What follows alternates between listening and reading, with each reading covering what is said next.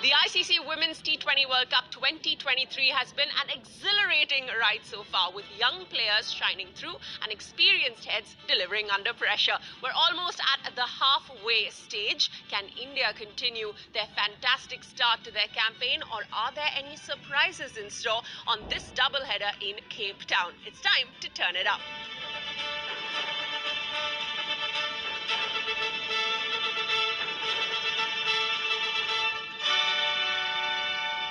Nasser Hussain joins us on Turn It Up as we build up to another doubleheader in Cape Town. It's going to be India versus the West Indies in the first clash of the day, and later in the day, Pakistan square off against Ireland. But let's talk about Team India a little bit first. They've had a big past couple of days. Emotions have been high. They've been supporting each other on the field and off it. But now, do you think that it's time to keep these emotions in check and focus at the task at hand?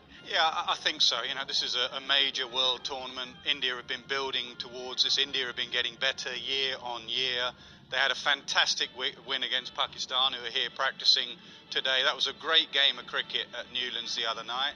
And then the scenes yesterday of the team watching and jumping up when Smriti Mandhana got that offer from in the draft. So it's been an emotional couple of days, but you've got to remember what you're here for. You're here to win a World Cup. You're here to qualify through the group. You're here to beat Australia, beat England.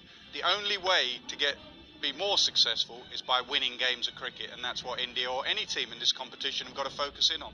Speaking of winning games, all eyes will be on Jemimah Rodrigues because she had a fantastic outing against Pakistan in India's campaign opener. We spoke to her after that incredible knock, and this is what she had to say. It was exactly this time last year where I was at home and I was not in a good headspace because I was dropped from the 50-over World Cup.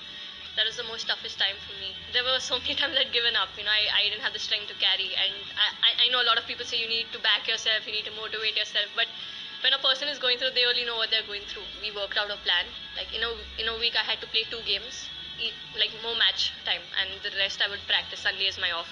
So we had planned that, but also at the same time, I was putting myself in challenging situations. I was not playing on flat wickets. I was playing on turning wickets, in Mumbai. I believe all these little things, just build up and make you the player you are. And I am grateful for everything that happened. If you give me an option to go back and change things, I wouldn't change anything. I like how my life is going.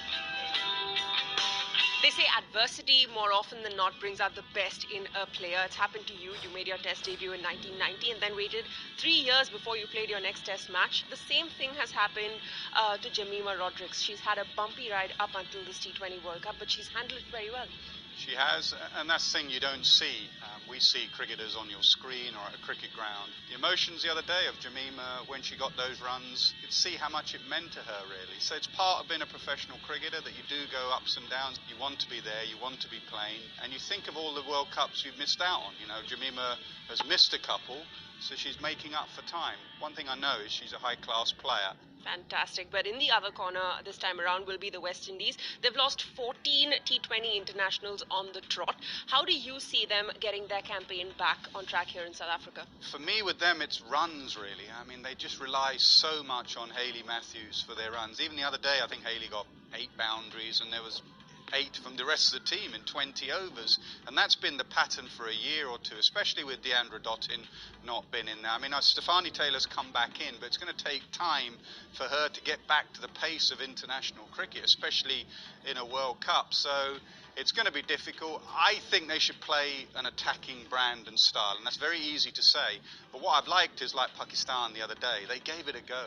One thing with modern cricket, give it a go, otherwise you're going to get a below par score, and against some of these sides that just won't be enough. Speaking about the second game of the day, we've got Pakistan behind us, hard at work. They're taking on Ireland. Both these teams in their opening encounters put up a tough fight. Would you say that we're looking ahead to an even competition there?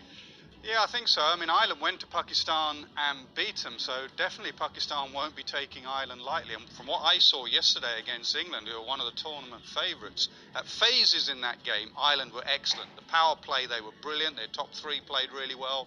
And then right at the end of the England innings, their spinners were outstanding, and England wobbled. Don't take Ireland lightly. But I will say that Pakistan played brilliantly against India. There were small areas that they can improve on.